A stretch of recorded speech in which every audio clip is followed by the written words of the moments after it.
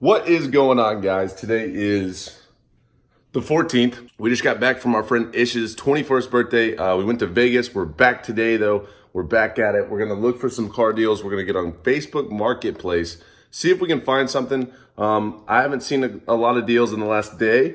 Show you guys what I offer them and how I structure that, and if we find anything. All right, so we're pulling up Facebook. Gonna hit Marketplace. And then keep scrolling, and here we go. Okay, so this is definitely probably a fake thing. It looks real, right? But if this guy knows so much about this Toyota Tacoma, saying there's not many of these four-wheel drive, first-generation Tacomas left, it sounds like he knows about them. And if he knows about the truck, then he knows that the $2,000 is an insanely good deal. And I highly doubt this is even real. Honestly, there's no way this is real.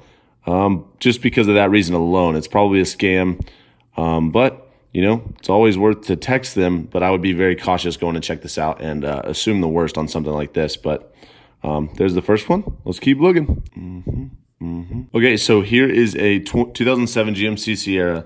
This is a split year. So they had the cat eye, which is a lot of you guys will be familiar with, in 07, some of the years or some of the months. And then halfway through, they have this model. So it's really weird, but you can get a 07 Classic, which is the cat eye, or you can get this 07 to 2013 body style. And honestly, for 9,000 at 166K miles, it's not a terrible deal. I wouldn't say it's an amazing deal, but the leather is cracked right here. But it's a LTZ. You can tell because it has the full center console. It's also four-wheel drive, very, very desirable in a sense with the full four-door. I would want to get this for around 7K and then probably post it at like 9,600. They sell well. The audience is there. And, this might be a good one to, send an offer. So I'm just going to hit send. Is this available with the automated text? Then I'll go into more detail about, like how's the body on it? Is there any rust? How's the paint? And then start negotiating after I build that relationship and, go from there. So let's keep looking. Okay, so I'm not really seeing anything. I'm seeing a bunch of dealership stuff. Okay, so like here's one in the driveway. That's obviously a good sign that it's an individual. But I don't really want to pay that much for one of these vehicles. But overall, I'm seeing a lot of dealership stuff. You can see this right here, dealership. They're really starting to utilize all these social media apps. But there's definitely still some in here. But I haven't seen any good deals as of right now. If I find one in, 10 minutes, 20 minutes, 30 minutes, then I will show you guys. But I'm still looking. I'm going to put the phone down for just a minute so I can focus and really see if I can find a good deal for you guys. M3 GTR 720S 392 SS. Looking like a good day. Looking like a real good day. We got the M4 wrapped. Super pretty. All right, we just picked up the one and only Einstein Bros. We're gonna head back to the house. We're gonna look for some deals. We're gonna work. We're gonna twerk. Jump on some phone calls. We're gonna drink coffee. All right, guys. So I have not found a car today. About to go to the gym, work out a little bit. Ricky's there. All the guys are there. I'm a little behind. I'll see you guys in just a second. I haven't felt good at all the last 2 days. I don't know why. I've just felt terrible. It's hot in here. No one's in here. It's just me. Thank goodness there's just sweaty old man in here, but I'm gonna sweat it all out. I'm gonna turn into water. I'm gonna turn myself into water right now. I will be water in 45. That's my goal. It's hot. It's hot in here. I'm gonna get off here. I'm gonna get off here right now before someone walks in and I'm videoing myself in the sauna by myself. I look like a weirdo, but yeah, all right. All right, so that was by far the quickest gym session of my life. No more than 15 minutes in the gym. I don't feel good, but I'm trying to act positive for you guys because I know you guys want some entertaining stuff and some good stuff. So I just want you to know your boy's not feeling too good right now. But yeah, I'll see you guys at the house. Welcome to my crib. So I just told my audience that I would ask you a couple questions. Whoa. It's our team. It's our team. We're a team. All right, we're a team. Flipping Wheels team. We're a team. So may I ask you a couple questions? We have to put the shirt on, but after that, put the guns away. What's up, everybody? Ricky Gutierrez, my roommate.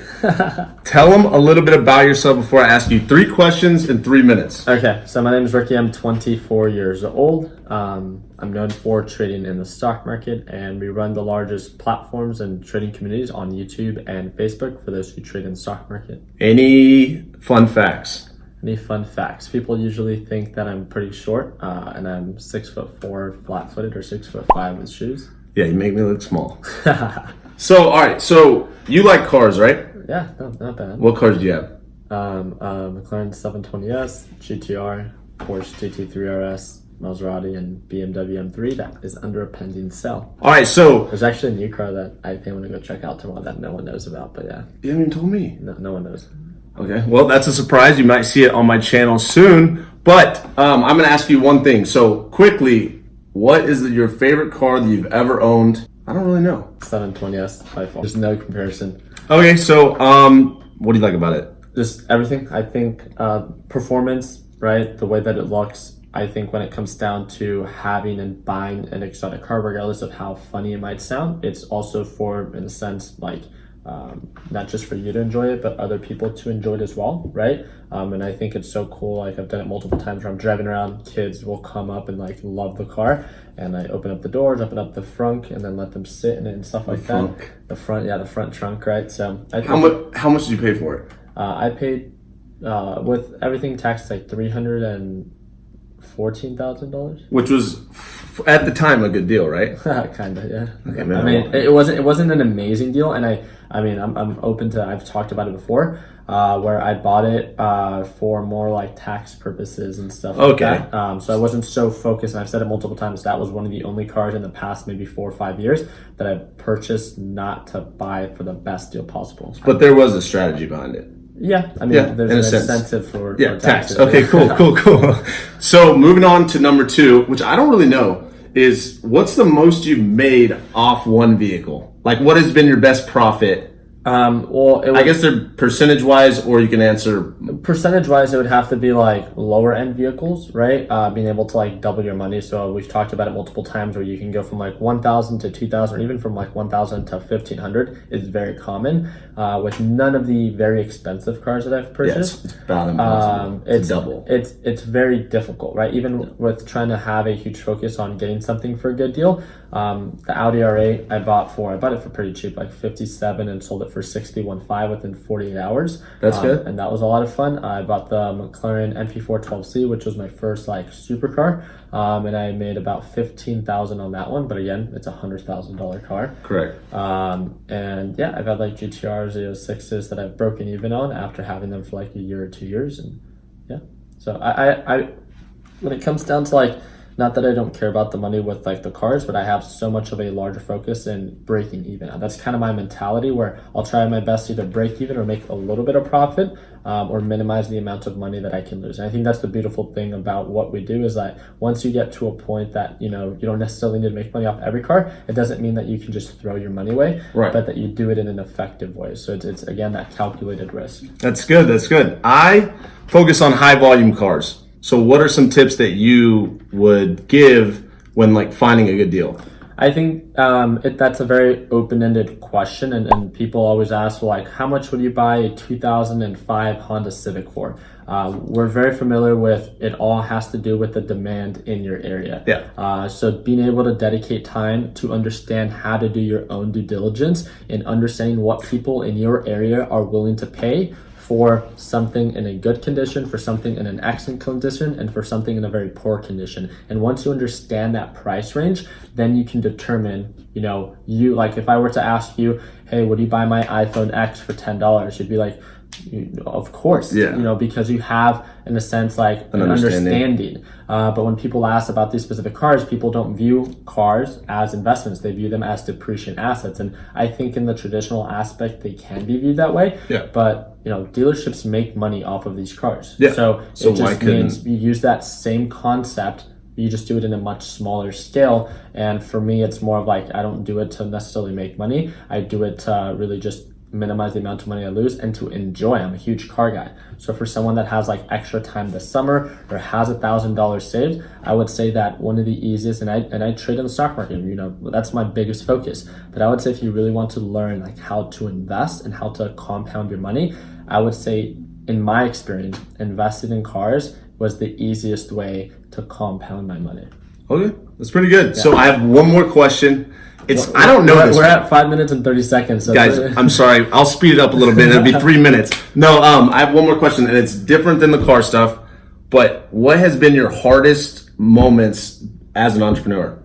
Because I don't know exactly. I don't think I know.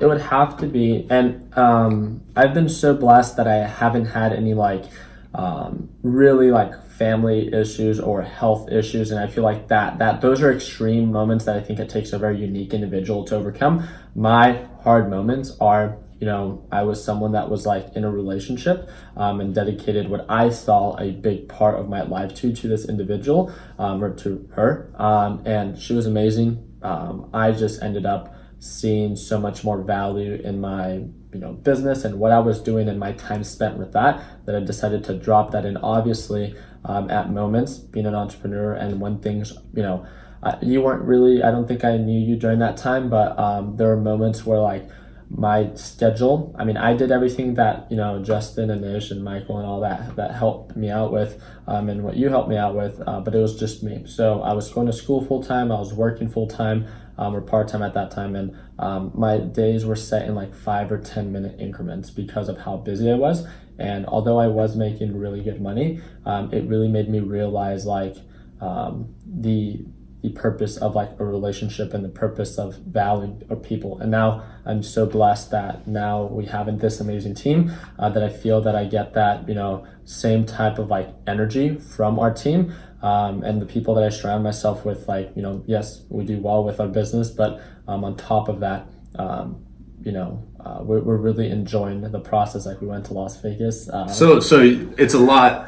So the hard part was just trying to find that, like, how do you word that? I think it would have to be a balance. It's a first world problem for sure. So it comes down to the idea that, you can begin to focus on your happiness once you have, the core foundations like built, right? Or established. When you're struggling to pay rent, when you're struggling to provide food on the table, when you're struggling to, just to do the very basic things, right? Like, you're not worried about being happy because you're so busy just trying to stay afloat. So I'm very open-minded in that aspect, that like my issues were very like first world problem related, and I understood that, and I was just like, yeah, it sucks. Like I was depressed, and I questioned like if it was even worth it.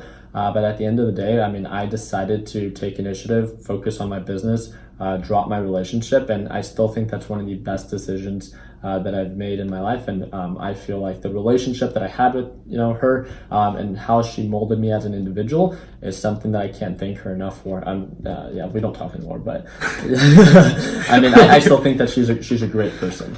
I think that's really cool. So you are a human. Yeah. He's not a machine, guys. He's not a machine. No, I wanted to ask that because I feel like that's really relatable with a lot of people. Yeah. In anything. I think that, the times that I've like seen the most like real struggle with is being able like to see when the market crashed and the real estate bubble popped, and seeing my parents struggle like financially, and seeing how that had an impact in their relationship for two individuals that I idolized because of how in love that I saw them to be. And I was like, wow, like money, regardless of what they say, like money does have an effect in a relationship. Yeah. And it's not because like, she wanted a certain amount or a certain lifestyle. It's like, there's always food provided at the table or on the table, but there's certain decisions that were being made that, my dad wanted to make and that she didn't agree with. And it clashed, right? And I saw that, and I just was like, I want to work as hard as I can. So if I'm blessed with a family, that my children don't have to be put through the same kind of experience. And I think that's really what kind of like really sparked this like this drive of not giving up, especially in those hard moments. That's good. All right, guys. So that was 4 questions, huh? Yeah, it was a couple. I'm sorry, but that was good. I just wanted to ask that last one really because I know there's a lot of people that can relate to that, and I figured that's a lot. That's probably a lot of what pushes you still too, right? Yeah, my family was definitely a huge motivation. Now I would have to say you guys, because I know that the way that we run our business, we've been coming out with more ideas for like flipping wheels and how to provide more value for the people that are interested in investing in cars, and just being able to continue to try to like innovate and lead this market, because that's what I think that we're really doing, and being a mutual benefit for both the people that we work with is something that now really, I think, instills so much drive in me, is that I'm not doing it for myself anymore. I'm trying to do it so we all build a future that, we can enjoy. So. Yeah. Well, I really appreciate it, Ricky. Yeah. Ricky Gutierrez. If you guys don't know, you can click his YouTube channel. It'll be what? What should we do? Let's do the second link in the description, and we're going to have extra time this weekend. So if you guys want to jump on a call, we'd love to talk to you. I'll jump on a couple of the calls. So if you guys want to learn a little bit more about investing in cars, again, it's not going to be like something you have to pay for or anything of that sort. If you're interested in flipping wheels and we have that 30-day challenge, we'd love to talk to you about it and kind of get a better understanding. So if you're within the United States and you've ever wanted to maybe learn a little bit more about investing in cars, dedicate like 2 minutes. Click the first link in the description and learn a little bit more about how we can jump on a call. And this one little action can be something that can maybe one day lead to a huge result. So appreciate you guys' time. I'll see you guys. Oh, he's always got someone calling. Hello? Oh my gosh. Yeah. All right, see you guys. All right, guys. So that is pretty much it. That is a full day with me as well as Ricky. You guys know about him, I would assume, probably, if you follow me. If you don't, you can check him out. His third link in the description. He has cool cars like the 720S. He has a GTR. He has a GT3 RS Porsche in that garage. There's an M4 there. But thank you guys again so much for watching. You stayed till the end. I really appreciate it. Like we said earlier before, if you guys want to learn what we do, how we don't lose money on cars like these, click the first link in the description. Jump on a free phone call with me and him. We love to talk to you guys. We love to hear your situation. We love to hear, what your goals are, what you want to do, and we would love to contribute in any way that we could, just to maybe even spark some interest and motivate you just a little bit more on how, you guys can do the same thing that we do on a daily basis. But again, thank you guys so much for watching. And like always, I will see you guys in the next video. Peace.